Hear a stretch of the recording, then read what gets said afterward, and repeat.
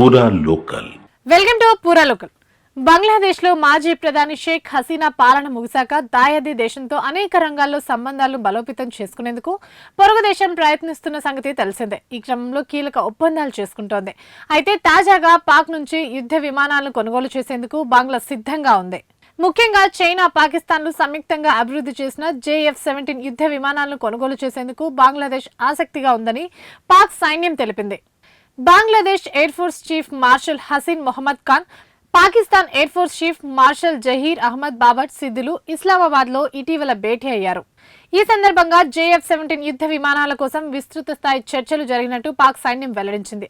అత్యాధునిక యుద్ధ విమానాల పనితీరుతో పాటు ప్రాథమిక స్థాయి నుంచి అధునాతన సాంకేతికతపై వివిధ సైనిక కేంద్రాల్లో సమగ్ర శిక్షణ అందిస్తామని పాకిస్తాన్ బంగ్లాకు హామీ ఇచ్చింది. ఈ క్రమంలో మొహమ్మద్ ఖాన్ నేతృత్వంలోని బంగ్లా బృందం ఆయా కేంద్రాల్లోనూ పర్యటించి పరిశీలించింది.